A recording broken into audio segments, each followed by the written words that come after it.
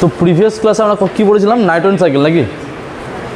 তো ওখানে তোদেরকে আমি already nitrogen fixation, ammonification, nitrification, denitrification এগুলো নিয়ে আমি এলাবোরেট করেছিলাম, মানে বর্ণনা করেছিলাম। আজকে আমি তোদের পড়াবো পলিউশন বা দূষণ। কী পড়াবো তোদেরকে? পলিউশন বা দূষণ। সহজ টার্ম, ইজি টার্ম। তো আজ আমরা পলিউশন পড়ব।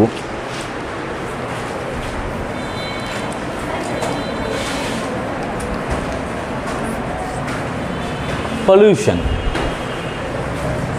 দূষণ।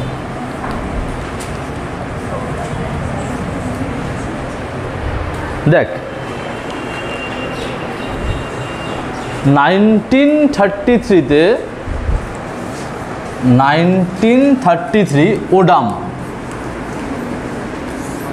এর বিজ্ঞানীর নাম ওডাম, ইনি প্রথম পলিউশন সম্পর্কে একটা ডেফিনেশন দেন। ইনি প্রথম পলিউশন সম্পর্কে একটা ডেফিনেশন দিচ্ছেন। ইনি বলছেন যে যে সমস্ত ভৌত, ভৌত মানে ফিজিক্যাল, যে সমস্ত ভৌত, ভৌত মানে কি ফিজিক্যাল, ঠিক আছে, কেমিক্যাল মানে রাসায়নিক, মানে কেমিক্যাল, আর হচ্ছে জৈবিক মানে যে বায়োলজিক্যাল।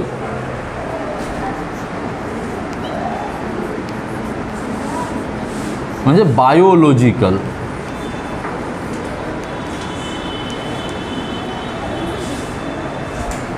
উপাদানের কারণে, উপাদানের কারণে, এই উপাদানগুলো কি যারা ফাঁকা রেখেছেন কেন, এখানে উপাদানগুলো লিখবো আমরা যে কোন কোন উপাদান, এটা তো মনে রাখতে হবে, বুঝতে পেরেছিস? উপাদানের কারণে, উপাদানের কারণে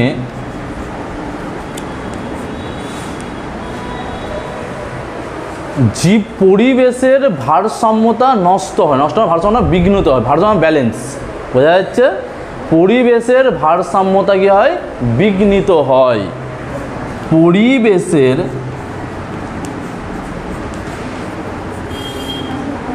ভারসাম্যতা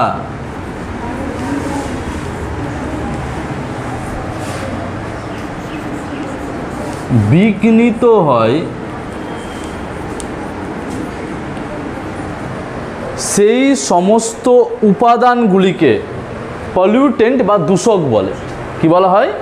পলিউটেন্ট বা দূষক বলে। সেই সমস্ত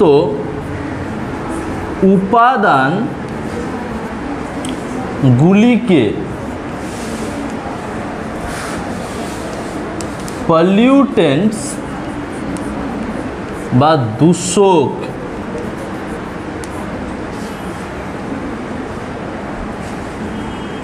বলে। দেখ, তো দূষণ বুঝতে গেলে প্রথমে বুঝতে হবে যাদের দ্বারা দূষণ হয় তাদের কি বলবো আমরা? দূষক। হ্যাঁ, যারা দূষণের জন্য দায়ী তাদের কি বলবো আমরা? দূষক। দূষক না বুঝলে না দূষণ বুঝতে পারবো আমরা? পারবো না। তো দূষণ বুঝতে পারবো না, কি বুঝতে হবে? দূষক বুঝতে হবে।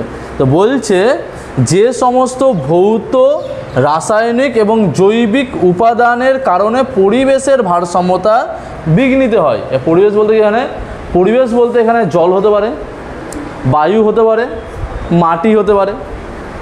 প্রধানত তিনটে নাকি? জলও হতে পারে, বায়ু হতে পারে, মাটিও হতে পারে। কথা বুঝলাম না? এখনো বুঝলাম না? পরিবেশের ভারসাম্যতা বিঘ্নিত হয় সেই সমস্ত উপাদানগুলিকে কি বলবো আমরা? পলিউটেন্টস বা দূষক। হ্যাঁ মা।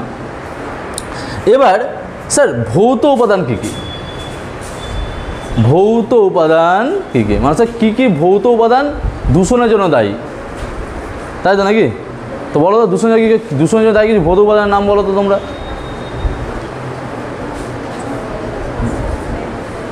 বল। দূষণের জন্য দায়ী কিছু ভৌত উপাদান। আচ্ছা, এসপিএম হতে পারে না, সাসপেন্ডেড পার্টিকুলেট ম্যাটার? হ্যাঁ, ধুলোবালি হতে পারে না, হ্যাঁ কি না? তো কি হতে পারে? এসপিএম সাসপেন্ডেড পার্টিকুলেট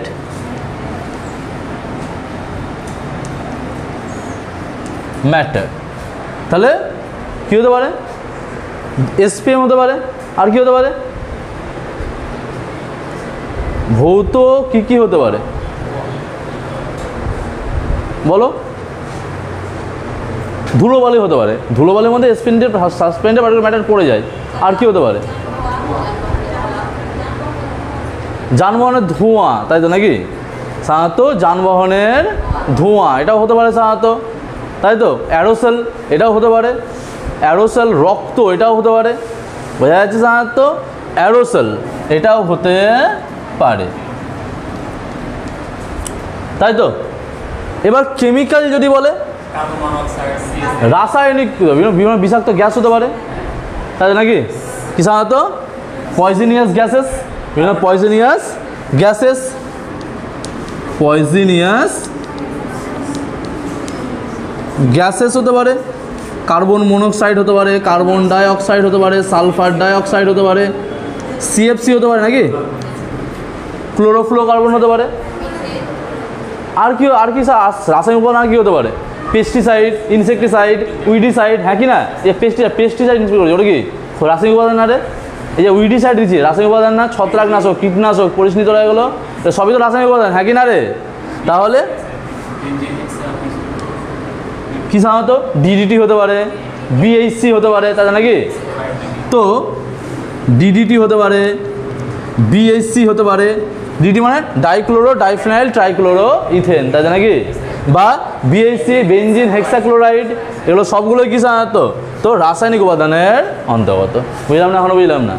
এবার জৈবিক মানে বায়োলজিক্যাল এজেন্টস কী কী হতে পারে? বায়োলজি এজেন্ট, বায়োলজি এজেন্টের সব থেকে প্রথম যে এজেন্ট সেটা সাধারণত হচ্ছে পলিনেশন। সাধারণত যা কি সাধারণত পরাগ মানে পোলেন গ্রেনস, কি সাধারণত পরাগ রেণু, রেণু দ্বারা কী হয়? সাধারণত রেণু দ্বারা দূষণ হতে পারে না। দেখ, বর্তমানে একটা উদ্ভিদ খুব দূষণীয় দায়ী, যা মানবদের খুব ক্ষতি করছে, সেটা হচ্ছে পার্থেনিয়াম। নাম শুনেছ? সাদা সাদা সাদা ছোটো ছোটো ফুল হয়, রাস্তার পাশে হয়, ছোটো ছোটো সাদা সাদা ফুল হয়, দেখে আসা করি পার্থেনিয়াম। যে বর্তমানে পার্থেনিয়ামকে একটা বড় সমস্যা দেখা যাচ্ছে, কারণ পার্থেনিয়াম কি সাধারণত মানুষের স্বাস্থ্যের জন্য যেমন ক্ষতিকারক, সাধারণত দূষণের জন্য তেমন বেশি ক্ষতিকারক। কি সাধারণত তো কি পোলেন গ্রেন মানে পার্থেনিয়ামের রেণু, রেণুগুলো এতটা ক্ষুদ্র, যেগুলো কি হচ্ছে আমাদের নাসারন্ধ্র দিয়ে কি হচ্ছে আমার দেহে প্রবেশ করছে, ফলে কি হচ্ছে আমাদের ফুসফুসে কি সাধারণত ব্লক তৈরি করছে, ফলে কি হচ্ছে সাধারণত আমাদের নিঃশ্বাস প্রশ্বাস নিতে অসুবিধা হচ্ছে। বুঝছি না? এখনো বুঝছি না? তো তাহলে কী হচ্ছে? বায়োলজিক্যাল কী হতে পারে? সাধারণত পোলেন গ্রেন হতে পারে, জায়গায় তো নাই, এখানে লিখছি নাকি?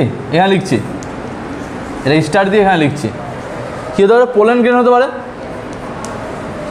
পোলেন গ্রেন হতে পারে মানে পরাগ রেণু হতে পারে, হ্যাঁ কি না রে? আর কি হতে পারে? ব্যাকটেরিয়া হতে পারে না? ব্যাকটেরিয়া রোগ সৃষ্টি করছে না রে? পরিবেশ দূষণ করছে না ব্যাকটেরিয়া, হ্যাঁ কি না? তো ব্যাকটেরিয়া পরিবেশ দূষণ করে বলতে পারবি কেউ? পুরো ব্যাকটেরিয়া দূষণের সময় কী হবে দায়ী? এই কোনো জীবজন্তু মারা গেল, তো বডিকে ডিকম্পোজ করছে না, ডিকম্পোজ করলে স্মেল তৈরি হয় না সাধারণত, ফলে পরিবেশ দূষণ হচ্ছে কি হচ্ছে না? বল, হচ্ছে না? হচ্ছে না? কোনো জীবজন্তু মারা গেলো, মাটিতে ফেলে দিলি, বিভিন্ন উদ্ভিদ ও প্রাণী দেহ বিশেষ কে ডিকম্পোজ করে? ডিকম্পোজ হলে ভেঙে দেয় কে? ব্যাকটেরিয়া। কথা বুঝি না? ফলে গন্ধ তৈরি হয় না সাধারণত, ফলে বায়ু তাহলে কি সাধারণত বায়ু দূষিত হচ্ছে কি হচ্ছে না? এয়ার পলিউট হচ্ছে না রে? পরিবেশ দূষণ হচ্ছে কি হচ্ছে না? বায়ু দূষণ তো পরিবেশ দূষণের অংশ, হ্যাঁ কি না? তা কী হতে পারে? ব্যাকটেরিয়া হতে পারে, কী হতে পারে? ব্যাকটেরিয়া হতে পারে। ভালো বুঝলাম না? এখনো বুঝলাম না? বোঝা যাচ্ছে? তো এগুলো কি সাধারণত কিছু সাধারণত বায়োলজিক্যাল এজেন্টস। তো যাদের কারণে দূষণ সংঘটিত হয় তারা কি বলি? দূষক, তাই তো? যাদের কারণে দূষণ সংঘটিত হয় তাদের কি বলি আমরা? দূষক। তো দূষক তো জেনে গেলাম, তো দূষণ কাকে বলে?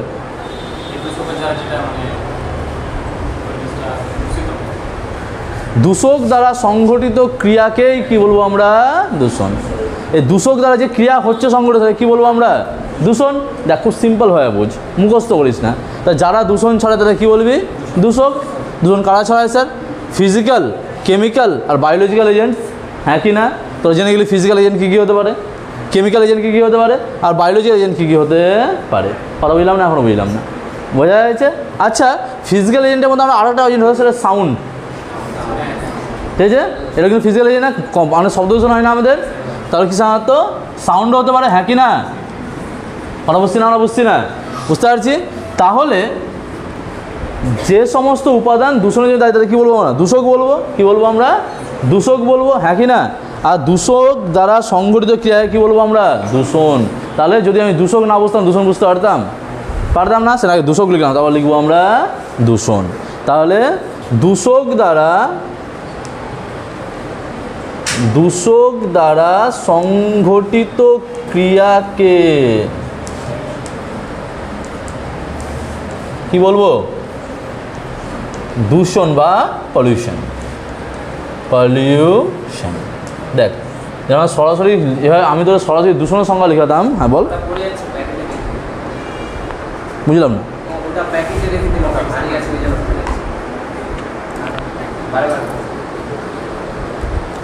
তো বললাম যদি আমি তোদেরকে আগে সরাসরি দূষণের সংজ্ঞা লিখে তোরা বুঝতে পারতি না কিছু। আমাদের উদ্দেশ্যটা মুখস্থ করা না, আমাদের এই জিনিসটা বুঝে নেওয়া ভালো হবে। তার মানে হচ্ছে প্রতিটা অংশ ভেঙে ভেঙে বুঝে নেবো। কথা বুঝতে পেরেছি আশা করি? বল, আশা করি এখন তো কোনো সমস্যাই হবে না। আজ কোনো সমস্যা আছে কি? একদম ক্রিস্টাল ক্লিয়ার হয়েছে না একদম? তো এখান থেকে যা কোশ্চেন আছে লিখতে পারবি আশা করি। দূষণ কি বুঝে গেছিস, দূষণ কেন হয় বুঝে গেছিস, হ্যাঁ কি না? দূষণ 4 প্রকার। প্রধানত তোদের সিলেবাসে 4 প্রকার দূষণ আছে। প্রধানত তোদের সিলেবাসে 4 প্রকার দূষণ আছে, হ্যাঁ কি না? কী কী দূষণ আছে তোদের সিলেবাসে? Air pollution, soil pollution, sound pollution আর ওয়াটার পলিউশন, হ্যাঁ কি না? জল দূষণ, বায়ু দূষণ, মাটি দূষণ আর শব্দ দূষণ। তাহলে ইন ইউর সিলেবাস, তোদের সিলেবাস অনুযায়ী দূষণ 4 প্রকার, নাকি? দেখ, 4 প্রকার পরিবেশগত দূষণ হলো কি কি? প্রথমে এয়ার পলিউশন, নাকি? এয়ার পলিউশন, তারপর কি? সয়েল পলিউশন, তারপর কি? সাউন্ড পলিউশন,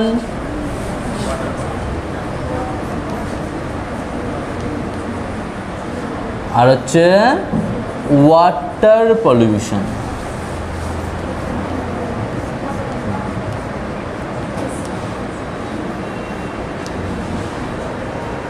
ওয়াটার পলিউশন অর্থাৎ কি? এয়ার পলিউশন মানে কি? বায়ু দূষণ। সয়েল পলিউশন মানে সাধারণত মৃত্তিকা দূষণ। সাউন্ড পলিউশন মানে শব্দ দূষণ। আর ওয়াটার পলিউশন মানে জল দূষণ। বুঝলাম না? বুঝলাম না? বোঝা যাচ্ছে? এতটুকু কোশ্চেন অসুবিধা তোদের? বায়ু দূষণ,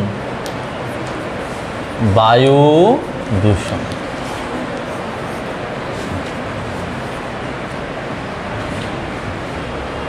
শোন,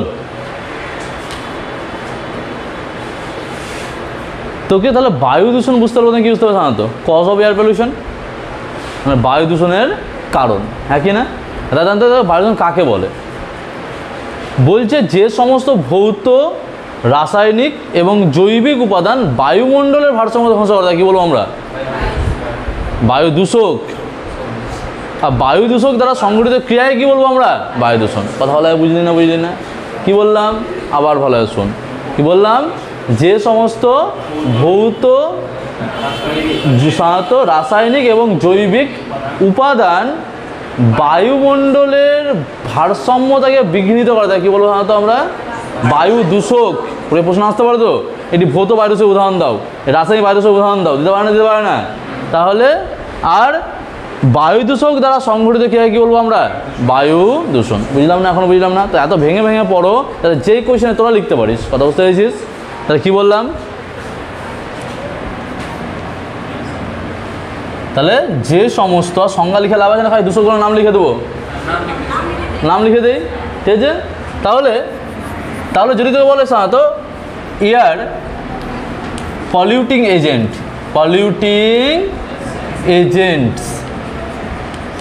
মানে কি সাধারণত বাহক, তাই তো? সাধারণত বায়ু দূষক সাধারণত বা কম্পোনেন্টস লিখবি, উপাদান কম্পোনেন্টস, বায়ু দূষক উপাদান,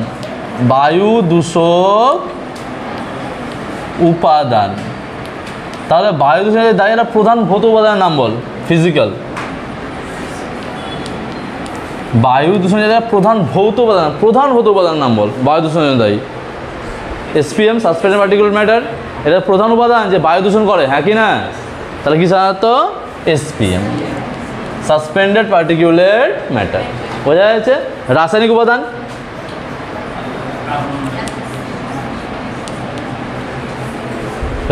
কি সাধারণত সিএফসি, CO2, CO, SO2, হ্যাঁ কি না? গ্যাসেস মানে পয়জনিয়াস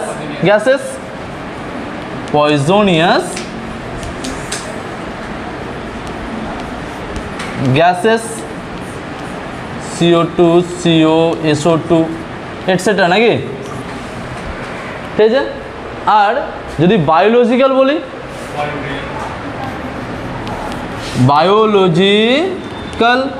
তাহলে কি পোলেন গ্রেন, হ্যাঁ কি না? তাহলে কি বলবো আমরা?